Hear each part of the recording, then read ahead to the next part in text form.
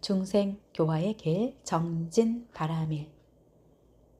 오늘은 정진 바라밀에 대해서 살펴보겠습니다. 일체 중생을 제도하리라는 오언을 세워 보시를 행하고 지게로 내면의 탐욕을 없애고 인욕으로 원수에게도 자비를 행하는 것이 보살의 삶입니다. 보살이 이렇게 사는 까닭은 무엇 때문일까요? 그것은 일체 중생을 괴로움에서 구원하여 일체 중생과 함께 부처를 이루기 위해서입니다. 보시, 지게, 인욕이 씨앗이라면 성불은 결실인 것입니다. 농부가 씨를 뿌려 결실을 얻는 데는 오랜 시간의 노력이 필요합니다. 농부가 많은 결실을 수확하기 위하여 노력하듯이 보살은 일체 중생의 성불을 위해 쉬지 않고 노력하지 않으면 안 됩니다. 노력에 따라 결실의 시기가 빨라질 수도 있고 늦어질 수도 있으며 수확이 많을 수도 있고 적을 수도 있듯이 보살의 정진도 이와 같이 마찬가지입니다. 정진도 무국장의 여러 경들의 주제는 바로 이러한 정진의 의미를 담고 있습니다. 정진도무국장의 첫 경인 제55경에 의하면 제바달다는 불계를 이미 알고 있었으나 이를 실천하지 않아 장님이 촛불을 든 것처럼 자신의 악기를 밝히지 못했을 뿐 아니라 남에게도 이익을 주지 못했지만 석가모니 부처님은 제바달에게서 모공마다 침을 꽂는 고통을 대가로 불계를 주고 이를 열심히 수행한 결과 그는 부처가 되어 중생을 구제했다고 합니다. 이 경에서 정진은 정법을 수지하기 위해서는 몸을 돌보지 않는 용맹이 필요하다는 것을 내포하고 있음을 보여주고 있습니다. 용맹, 정진이라는 말은 이렇게 진리를 실천하는 데는 자신의 몸을 돌보지 않는 용맹함이 있어야 한다는 것을 의미합니다. 정진의 여하에 따라 성불의 시기가 달라진다는 내용을 담고 있는 경은 제64 밀봉안경입니다. 이 경에 의하면 석종과 미륵은 일체도왕 열애로부터 함께 불법을 배웠으나 미륵은 정진하지 않아 성불의 시기가 늦어졌다고 합니다. 이 경에서는 어떤 것이 정진 바라밀인가 구체적으로 보여주고 있습니다. 그 내용을 간단히 정리하면 다음과 같습니다. 일체도 열애가 세상에 출현하였을 때 정진변이라는 비구와 덕락정이라는 비구가 함께 경법을 들었습니다. 정진변은 경을 듣고 환희하여 불퇴전에 지혜를 얻어 신통을 구족하였으나 덕랑정은 수면에 떨어져 아무것도 얻지 못했습니다. 정진변은 덕락정이 수면에서 깨어나도록 애를 썼으나 깨어나지 못하자 큰 벌로 변해서 덕락정이 졸지 못하게 위협하면서 그를 교화하여 불퇴전지에 이르게 했습니다. 이 경에서 이야기하고 있듯이 육도직경에서의 정진은 팔정도의 정진과는 그 목적이 다릅니다. 팔정도의 정진은 자신이 수행을 그치지 않는 것을 의미하지만 육도직경에 나타나는 정진은 항상 다른 사람을 교화하여 자신뿐만 아니라 다른 사람도 함께 정진하게 하는 것입니다. 이것은 정진 바라밀이 스스로 성부를 향해 가는 수행임과 동시에 다음 세상으로 불법을 이어가는 일이기도 한다는 사실을 의미합니다. 석가모니 부처님은 미륵을 정진케 하여 석가모니 부처님의 정법을 잇도록 했던 것입니다. 그래서 정진도무국장의 경드에는 과거불과 현재불과 미륵불이 등장하여 정진을 통해 불법을 이어가는 모습을 보여줍니다. 이러한 정진 바라밀의 의미를 제71 미륵이여인신경에서는 다음과 같이 이야기합니다. 앉아서는 사유하고 다니면서는 교화하고 어리석은 사람은 가련하게 여기고 지혜로운 사람은 사랑하면서 지혜로서 가르치는 정진을 쉬지 않는다. 정진 바라밀은 이와 같이 자신의 깨달음을 위한 노력과 함께 어리석은 중생을 교화하여 중생을 교화하는데 전심전력하는 것을 의미합니다. 육바라밀의 정진은 자리, 이타의 대승적인 의미를 지니는 것입니다. 이러한 정진 바라밀의 구체적인 실천은 부처님의 삶에서 발견할 수 있습니다. 부처님의 일생은 중생을 교화하는 일로 일관되어 있습니다. 부처님은 보리수 아래서 도를 성취한 후에 자신이 깨달은 진리를 이해할 수 있는 사람이 누구일까를 생각했습니다. 부처님은 자신과 함께 수행했던 교진여 등 5 수행자를 생각했습니다. 교진여 등은 부처님이 교행이란 무의미한 수행임을 깨닫고 고행을 포기했을 때 시타라타는 타락했다고 비난하고 함께 수행하던 우루벨라의 가야산 고행님을 떠나 바라나시의 노야원으로 수행처를 옮겼습니다. 부처님은 자신을 비난하고 떠난 5 비구에게 자신이 성취한 깨달음을 전하기로 마음먹고 그들을 찾아 수백 리 길을 걸어갔습니다. 그리고 그들에게 자신의 깨달음을 아낌없이 가르쳤습니다. 이렇게 시작된 중생교화는 열반하는 순서까지 45년 동안 계속됩니다. 부처님은 바라나시에서 5 비구를 깨달음의 세계로 인도하시고 그곳에 머물면서 바라나시의 부호 아그리 장자의 아들 야사와 야사의 친구 54명의 기를 받았습니다. 이렇게 60명의 제자가 불법에 기하여 깨달음을 성취하자 이들에게 다음과 같이 이야기합니다. 수행자들이여, 나는 신의 구물, 인간의 구물로 모두 벗어났다. 그대들도 신의 그물, 인간의 그물을 모두 벗어났다. 수행자들이 이제 진리의 말씀을 전하기 위해 길을 떠나라.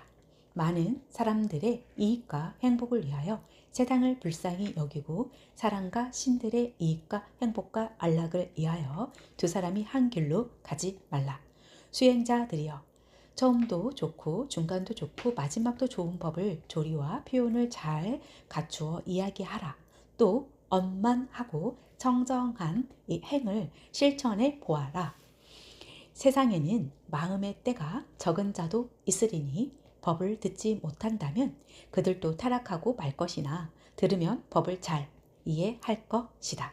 수행자들아, 나도 법을 설하기 위하여 우루벨라로 돌아가리라. 부처님은 이렇게 자신은 물론 제자들에게도 중생의 교화를 이해 전념할 것을 당부하였습니다. 부처님은 비구들로 하여금 민가와 가까운 곳에 머물면서 수행과 교화를 병행하도록 했습니다. 부처님은 수행이 개인의 안락에 그치는 경우를 염려하였던 것입니다. 부처님은 비구들에게 마을 가까운 곳에 머물면서 날마다 탁발을 나가 걸식하도록 했습니다. 음식을 얻되 한 집에서 얻지 말고 7 집을 돌면서 걸식하도록 했고 1 번 들린 집에는 2 번 들리지 않도록 당부했습니다. 한 마을에서 걸식을 마치면 다른 마을에 가서 걸식하도록 했습니다. 저는 이와 같은 걸식의 원칙에 매우 중요한 의미가 있다고 생각합니다. 요즘 기독교인들이 집집마다 돌아다니면서 표교하는 것을 보게 됩니다. 이러한 포교의 방법은 부처님에 의해서 시작된 것입니다. 부처님은 매일 7 집을 찾아가서 걸식하도록 한 것은 음식을 얻는 데 목적이 있었던 것이 아니라 이들에게 불법을 전하는 데 목적이 있었던 것입니다. 그리고 걸식을 함으로써 시주의 은혜를 알고 자신의 수행이 시주의 은혜에 보답하는 행위가 되도록 했던 것입니다. 부처님이 생각한 수행의 목적은 개인의 깨달음에 있었던 것이 아니라 일체 중생의 깨달음에 있었던 것입니다. 그런데 오늘의 우리 불교계를 보면 이러한 부처님의 정신이 완전히 사라져 버린 것 같습니다. 수행처는 심산, 유곡이어야 한다고 생각하는 사람들이 많고 시중에 나와서 표교하는 스님들에 대해서는 마치 수행을 게을리하는 스님처럼 생각하는 것 같습니다. 또 포교는 수행을 끝난 후에 하는 것으로 생각하는 사람들도 많은 것 같습니다. 이와 같은 생각은 크게 잘못된 것이라고 생각합니다. 불교의 수행은 자신의 마음에서 탐진치를 없애고 원력과 자비와 지혜를 성취하는 것입니다. 이러한 수행은 심산유곡에서 하는 것이 아니라 중생 속에서 하는 것입니다. 중생을 떠나서는 원력도 있을 수 없고 자비와 지혜도 있을 수 없습니다. 부처님이 가르친 정진은 그 근본이 중생교화입니다. 연기법의 진리에서 본다면 모든 중생은 나와 한 몸, 한 생명입니다. 부처님의 정진은 보리수 아래서 정각을 이룸으로써 끝난 것이 아니라 정각의 성취를 통해 시작된 것입니다. 그리고 우리는 부처님으로부터 진리를 배워왔으므로 따로 진리를 찾으려 할 것이 아니라 부처님께서 가르쳐 주신 가르침에 따라 진리를 실현하면서 진리를 자기화하면 됩니다. 부처님은 진리를 찾기 위해서 수행했지만 우리는 드러난 진리를 체험하기 위해서 수행하는 것입니다. 그래서 부처님이 깨달은 사성제는 견도, 수도, 모학도라고 부르지만 부처님께서 가르쳐 주신 사성제는 시전, 권전, 증전이라고 부릅니다. 부처님은 사성제를 발견하고 수행하여 더 이상 배울 것이 없게 되었지만 우리는 그것을 발견할 필요는 없으며 부처님이 보여주고 권한 것을 실천하여 스스로 증득하면 되는 것입니다. 이미 드러난 진리를 실천하는데 심산유곡이 필요한 것은 아닙니다. 진리의 실천은 심산유곡에서 하는 것이 아니라 함께 살아가는 세상 속에서 하는 것입니다. 진리를 실천하면서 진리를 체험하는 것, 이것이 수행자의 삶이고 불자의 삶이라고 생각합니다. 정진 바라밀은 이러한 삶을 열심히 살아가는 것을 의미합니다. 부처님의 정진은 열반의 순간까지 그치지 않습니다. 반니원경은 부처님께서 열반에 드실 무렵의 이야기를 전하는 경입니다. 이 경에서 부처님은 80세의 노후에도 불구하고 왕사성의 수도원에서 안거를 지내신 후에 다시 포교의 길을 떠납니다. 날란다와 바이살리를 거쳐 산간 벽지인 큐시나가라로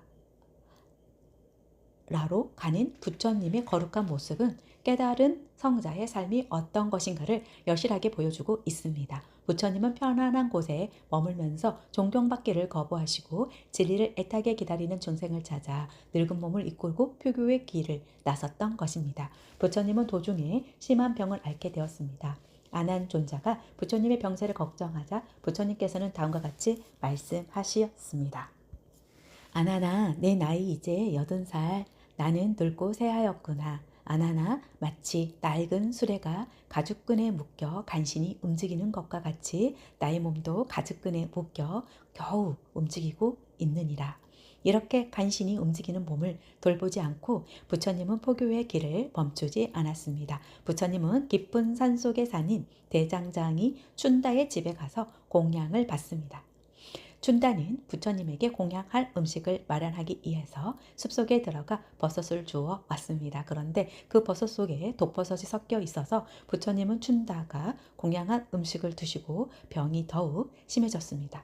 부처님은 세상 사람들이 춘다를 비난한 것을 염려하여 열애에 대한 최초의 공양과 최후의 공양은 공덕이 가장 큰 공양이라고 춘다를 위로합니다. 부처님은 이렇게 마지막까지 중생의 괴로움을 염려하면서 열반을 맞이합니다. 부처님의 열반이 가까워진 것을 알고 슬퍼하는 아난존자에게 부처님은 이렇게 말씀하십니다. 아나나 슬퍼하지 말라. 열애가 열반에 든 후에 신심 깊은 제자들은 다음 네 곳을 찾아보면서 열애를 생각하라. 탕센지를 찾아가 이곳에서 열애께서 태어나셨다라고 생각하라. 성도 한 곳을 찾아가 이곳에서 열애께서 이 없는 바른 깨달음을 이루셨다라고 생각하라. 설법지를 찾아가 이곳에서 열애께서 이 없는 법의 바퀴를 굴리셨다라고 생각하라. 열반에 든 곳을 찾아가 이곳에서 열애께서 온전한 인멸에 드셨다라고 생각하라. 부처님은 우리에게 4대 성제를 찾아가서 열애를 생각하라는 것은 무엇을 의미하는 것일까요? 우리도 부처님처럼 태어나서 죽는 날까지 일체 중생을 위하여 열심히 정진하라는 말씀이 아닐까요? 부처님 최후의 말씀은 다음과 같습니다. 게으르지 말라, 열심히 정진하라.